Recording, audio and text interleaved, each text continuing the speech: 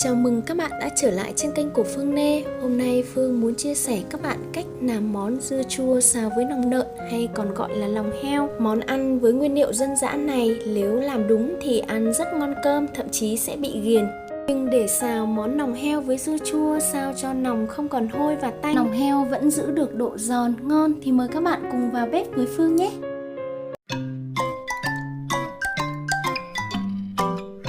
Trước tiên mời các bạn xem qua phần nguyên liệu dưới mô tả hình ảnh. Nguyên liệu chuẩn bị cho món lòng xào dưa chua gồm 500g dưa chua, 200g lòng non tươi của heo, 50g quả cà chua, 30g dọc củ hành lá. Bước đầu tiên đó là công đoạn làm sạch lòng.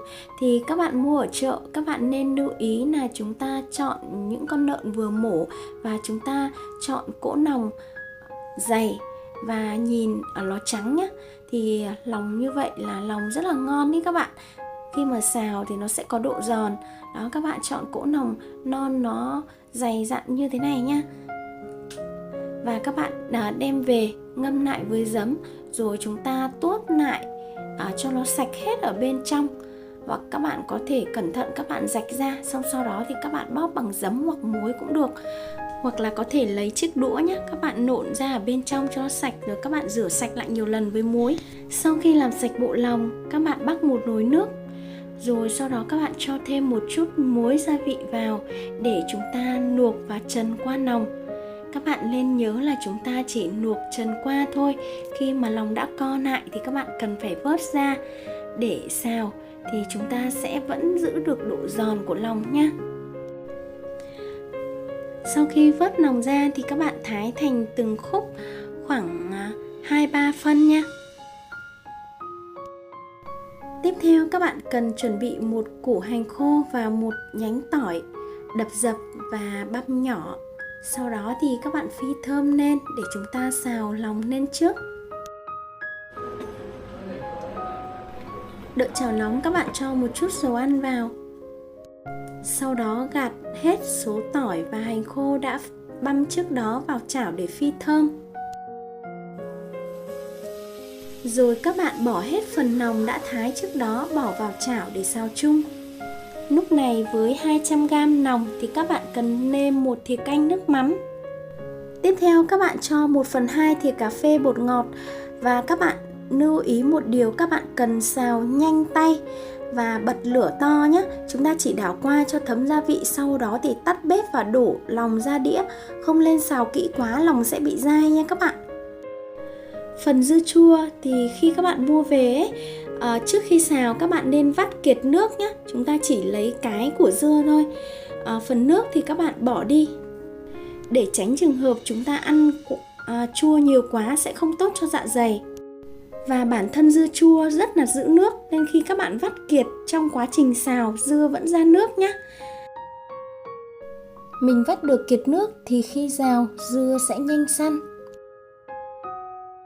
Dưa chua khi các bạn mua ở chợ về, các bạn cũng lưu ý một điều, các bạn nên chọn dưa đã ngả màu vàng nhé. Thì dưa đã đủ chín, như vậy thì món xào mới ngon. Dưa muối khi mà lá còn xanh thì tức là dưa chưa đủ độ chín. Như vậy thì các bạn làm món xào sẽ không ngon, ăn nó sẽ rất là hăng và cay nhé. Đấy là một lưu ý để các bạn có thể có món dưa xào ngon. Các bạn cho vào chảo 1 thìa canh dầu ăn hoặc mỡ, rồi các bạn bỏ dưa vào để xào. Các bạn nên xào dưa cho săn một chút ở trên dầu ăn, rồi sau đó các bạn mới nêm gia vị vào nhé.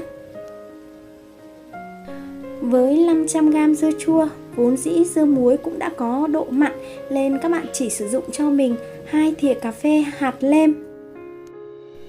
Và tiếp theo là 1 thìa cà phê bột ngọt. Các bạn không nên dùng bột canh hoặc nước mắm để nêm nhé, vì bản thân dưa muối đã có độ mặn vừa đủ. Chỉ cần bỏ thêm một chút hạt nêm và bột ngọt, như vậy ăn dưa mới mềm và ngon. Dưa như thế này là đã chín và đủ độ săn rồi này các bạn. Giờ các bạn đổ hết phần lòng trước đó vào chảo để xào chung. Đảo thật nhanh cho dưa và lòng thấm quện. Lúc này các bạn có thể cho hết phần cà chua vào. Lòng xào dưa đạt hiệu quả và ăn ngon nhất, lòng giữ được độ giòn thì các bạn phải đảo nhanh tay, lửa thật to và các bạn không lên xào lòng trên bếp quá lâu. Nếu xào lâu thì lòng sẽ bị dai, đó là một lưu ý nha các bạn.